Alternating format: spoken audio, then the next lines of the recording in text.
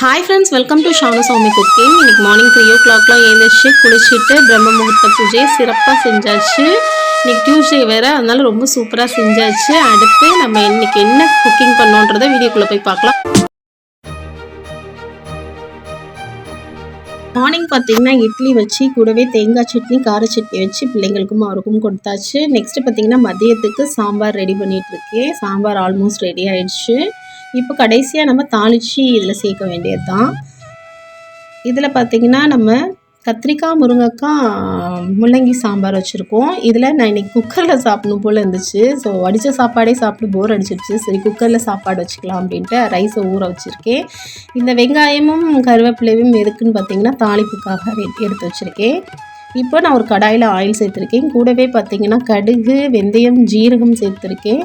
இதெல்லாம் பொரிஞ்சதுக்கப்புறம் நம்ம அந்த கட் பண்ணி வச்சுருக்க வெங்காயம் கருவேப்பிலை சேர்த்துக்கலாம்.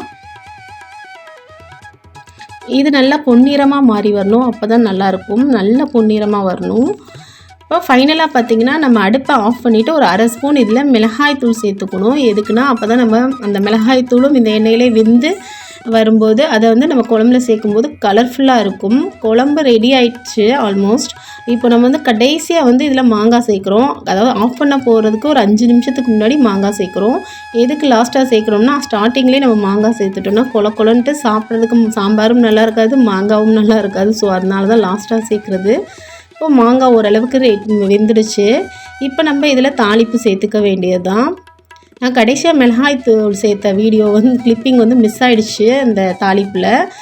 ஸோ இப்போ நம்ம தாளிப்பு இதில் சேர்த்துக்கலாம். தாளிப்பு சேர்த்தாச்சு. இப்போ பாருங்கள் எவ்வளோ கலர்ஃபுல்லாக இருக்குன்ட்டு. இப்போ நம்ம அடுப்பை ஆஃப் பண்ணிக்கலாம். இந்த சூட்லேயே மிச்சம் கொஞ்சமாக மாங்காய் வேக வேண்டியது இருந்தால் வெந்துடும். ஸோ அவ்வளோதான், சாம்பார் ரெடி ஆயிடுச்சு. இவங்க தான் எங்கள் வீட்டு பூனைக்குட்டி தாரு. இவங்க வந்துட்டு பசிக்கிற நேரம் மட்டும்தான் வீட்டுக்கு வருவாங்க, மற்ற நேரத்தில் வீட்டில் இருக்க மாட்டாங்க. ஊரெல்லாம் சுற்றிட்டு வந்து தூங்குறதுக்கு மட்டும் எங்கள் வீட்டு டீப்பாயில் வந்து தூங்க வருவாங்க. நல்லா தூங்கி எழுந்திரிச்சு திரும்ப சுற்ற போயிடுவாங்க. அடுத்து பார்த்திங்கன்னா மார்னிங் நல்லா வெயில் அடிச்சிச்சு. சரி ஓகே துணியெல்லாம் துவைச்சி காய போட்டுடலான்னு சொல்லி வாஷிங் மிஷினில் 2 செட்டு போட்டு எடுத்து காய போட்டாச்சு. நிறையா துணி சேர்ந்து போச்சு. ஸோ அதெல்லாம் காய போட்டாச்சு. இதுதான் எங்கள் வீட்டு கார்டன். பார்த்திங்கன்னா நிறையா புல்லெல்லாம் முளைச்சி போய் கிடக்கு. இந்த கிட்டத்தட்ட 10 நாளாக நல்லா மழை பெய்கிறதுனால புல்லெல்லாம் அதிகமாக முளைச்சிடுச்சு. ஸோ ஆள் சொல்லி அனுப்பியிருக்கு. அந்த தாத்தா வந்து வரேன்னு சொல்லியிருக்காங்களாம். அந்த தாத்தா க்ளீன் பண்ணோன்னா ஒரு தடவை நான் இந்த கிளிப்பிங் ஆட் பண்ணுறேன், செம்மையாக இருக்கும்.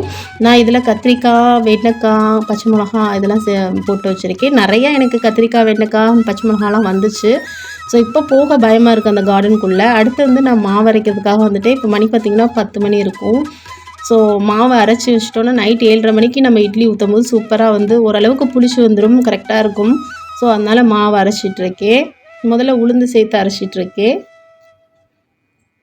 அடுத்து பார்த்திங்கன்னா நான் அரிசியும் சேர்த்து அரைச்சி எடுத்துட்டேன். இந்த பெரிய டப்பாவில் இருக்கிறது வந்து நான் ஃப்ரிட்ஜில் அப்படியே அரைச்சோன்னே எடுத்து வச்சுடுவேன். இந்த சின்ன டப்பாவில் இருக்கிறது மட்டும் வெளியில் வச்சு புளிக்க வச்சுடுவேன். ஏன் மொத்தமாக புளிக்க வைக்கிறது இல்லைனா ரொம்ப புளிச்சதுக்கப்புறம் நம்ம ஃப்ரிட்ஜில் எடுத்து வச்சோம்னாலும் ரொம்ப புளிச்சிடும். ஸோ அதனால் நம்ம அப்படியே எடுத்து வச்சு தேவையான அளவு மாவு எடுத்து புளிக்க வைக்கிறது ரொம்ப நல்லது. ஸோ அதனால தான்